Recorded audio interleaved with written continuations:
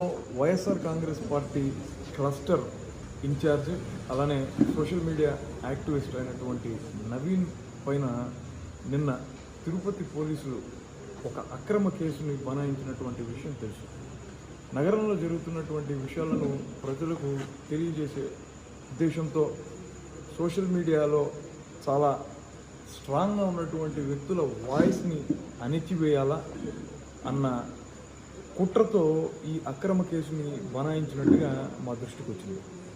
తనని పోలీస్ స్టేషన్కి పిలిపించిన వెంటనే వైఎస్ఆర్ కాంగ్రెస్ పార్టీ నాయకులందరూ కూడా అక్కడికి చేరి తనని ఎందుకు అరెస్ట్ చేశారు, ఏ కేసు మీద తనని మీరు ఇక్కడికి తీసుకొని వచ్చారు అని అన్నప్పుడు అప్పటికప్పుడు ఎఫ్ఐఆర్ని నమోదు చేయించి ఆ ఎఫ్ఐఆర్లో పెట్టినటువంటి సెక్షన్లన్నీ కూడా బెయిలబుల్ సెక్షన్స్ అయినప్పటికీ కూడా ఒక రోజంతా కూడా పోలీసు వారి అక్రమ నిర్బంధంలోనే నవీన్ ఉండవలసి వచ్చింది.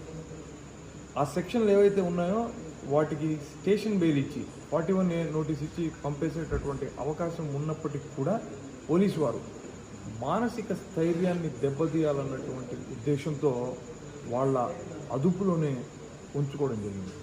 ఈరోజు 10 గంటల సమయంలో దగ్గర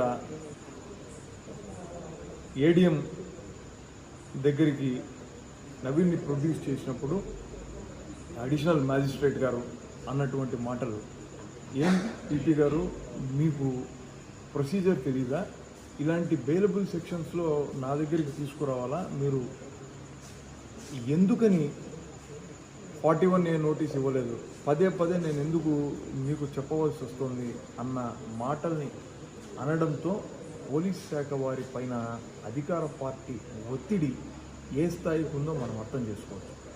వెంటనే అతన్ని ఇంటికి పంపించండి, 41A నోటీస్ కావాలంటే రేపు పొద్దున ఇవ్వండి అని అనడంతో ఇది పూర్తిగా ఒక బూటకపు కేసు అన్నటువంటి అభిప్రాయం ప్రజల్లో వ్యక్తం కాబడింది.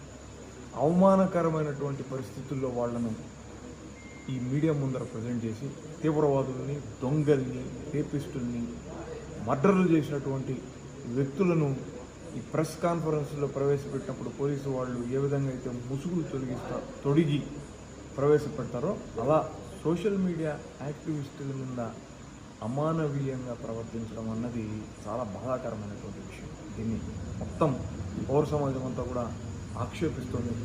మీకు ఎన్ని ఒత్తిడిలైనా ఉండొచ్చు, పోలీసు అనేటటువంటి శాఖ రాజకీయాలకు అతీతంగా, రాజకీయ ఒత్తిళ్లకు అతీతంగా పనిచేసినటువంటి అవసరం ఉందన్నటువంటి విషయాన్ని మరోసారి మీకు గుర్తు చేస్తూ, మీరు మమ్మల్ని అక్రమంగా నిర్బంధించినంత మాత్రాన, మా మీద మీరు తప్పుడు కేసులు పెట్టినంత మాత్రాన వైఎస్ఆర్ కాంగ్రెస్ పార్టీ నాయకులు ఎవరు కూడా భయపడిపోరు.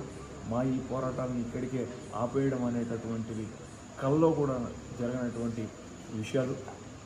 మీరు మమ్మల్ని ఎంతగా కిందికి తీసుకెళ్తారో మేము అంతే వేగంగా పైకి కూడా ఎగిసి పడతాము. తప్పిదాలు జరుగుతున్నటువంటి వాటిని అన్నింటినీ కూడా ఎత్తి చూపిస్తాం.